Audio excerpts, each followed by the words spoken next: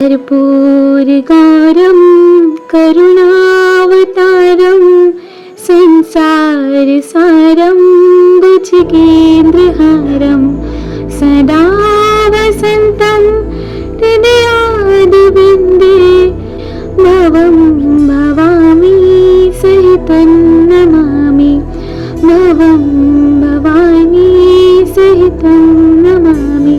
नमस्कार, राधे राधे दोस्तों, एक बार फिर से आप सभी का स्वागत है आपके अपने चैनल राजलक्ष्मी पर।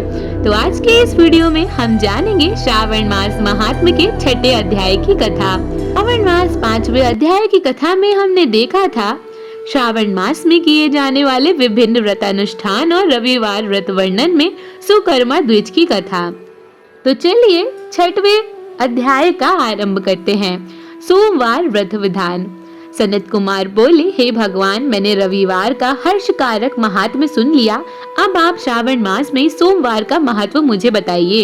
ईश्वर बोले, हे सनत कुमार, सूर्य मेरा नेत्र है, उसका महात्म्य इतना श्रेष्ठ है, तो फिर उमा सहित सोम मेरे नाम वाले उस सोमवार का क्या ही कहना।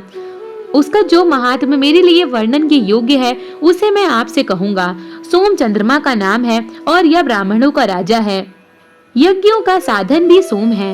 उस सोम के नाम के कारणों को आप सावधान होकर मुझसे सुनिए, क्योंकि यह वार मेरा ही स्वरूप है, अतः इसे सोम कहा गया है। इसीलिए यह समस्त राज्य का प्रदाता तथा श्रेष्ठ है। व्रत करने वाले को यह संपूर्ण राज्य का फल देने वाला है। हे विप्र, उसकी विधि सुनिए।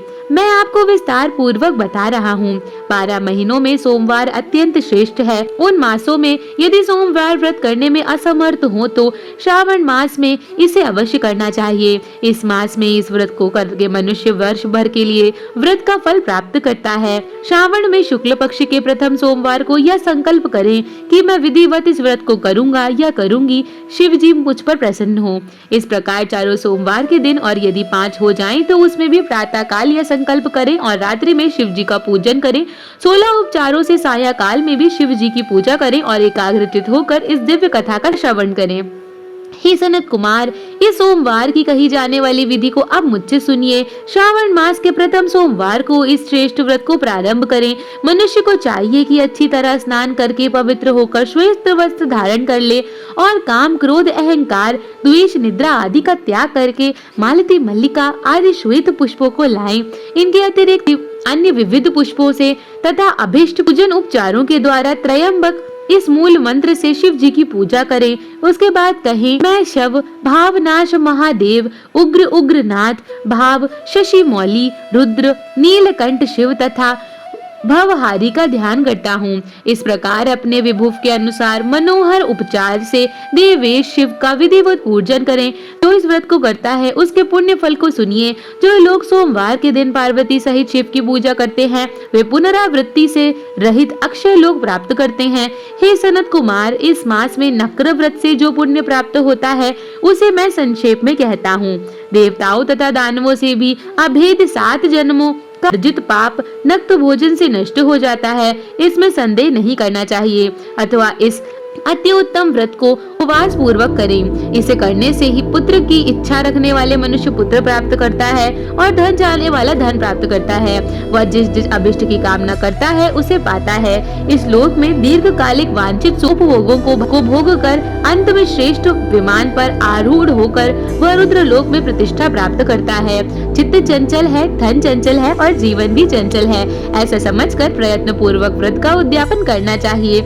चांदी के वृषभ पर विराजमान सुवर्ण निर्मित शिव तथा पार्वती जी की प्रतिमा अपने सामर्थ्य के अनुसार बनानी चाहिए। इसमें धन की कृपणता नहीं करनी चाहिए। उसके बाद एक दिव्य तथा शुभ लिंगतोभद्र मंडप बनाएं तथा उसमें 2 श्वेत वस्त्रों से युक्त एक घट स्थापित करें। घट के ऊपर तांबा अथवा बांस का बना हुआ पात्र रखें और उसके ऊपर उमा सहित शिव को स्थापित करें। उसके बाद श्रुति, स्मृति तथा पुराणों में कहे गए मंत्रों से शिव जी की पूजा करें। पुष्पों का मंडप बनाएं तथा उसके ऊपर सुंदर चंदोवा लगाएं। उसमें गीतों तथा वाद्यों की मधुर ध्वनि के साथ रात में जागरण करें। उसके बाद बुद्धिमान मनुष्य अपने ग्रह सूत्र में निर्दिष्ट विधान के अनुसार अग्नि स्थापन करें और फिर शव आदि 11 श्रेष्ठ नामों के पलाश की समाधियों से 108 आहुति प्रदान करें।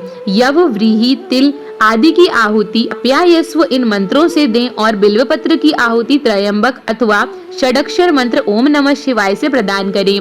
इसके बाद सुइष्टकृत होम करके पूर्णाहुति देकर आचार्य का पूजन करें और बाद में उन्हें गौ प्रदान करें। उसके बाद 11 श्रेष्ठ ब्राह्मणों को भोजन कराएं तथा उन्हें वंश पात्र सहित 11 घाट प्रदान करें। इसके बाद पूजित देवताओं को तथा देवताओं को अर्पित सभी सामग्री आचार्य को दें और तत्पश्चात प्रार्थना करें मेरा व्रत परिपूर्ण हो और शिव जी मुझ पर प्रसन्न हो।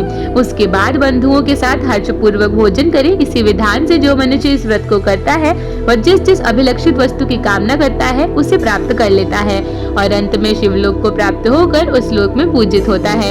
हे सनत कुमार, सर्वप्रथम श्री कृष्ण ने इस मंगलकारी सोमवार व्रत को किया था। श्रेष्ठ आस्तिक तथा धर्मपरायण राजाओं ने भी इस व्रत को किया था। जो इस व्रत का नित्य श्रवण करते हैं वह भी उस व्रत को करने का फल प्राप्त करते हैं। इस प्रकार श्री स्कंद पुराण के अंतर्गत ईश्वर सनत कुमार संवाद में श्रावण मास महात्म्य में सोमवार व्रत कथन नामक 6वां अध्याय पूर्ण हुआ। हमारी ये वीडियो आपको कैसी लगी हमें कमेंट करके जरूर बताएं। अगर वीडियो अच्छी लगी हो तो इसे लाइक, शेयर, सब्सक्राइब करें और बेल नोटिफिकेशन को ऑल पर सेट करना ना भूलें। हमारी वीडियो पर अंत तक बने रहने के लिए आप सभी का बहुत बहुत धन्यवाद।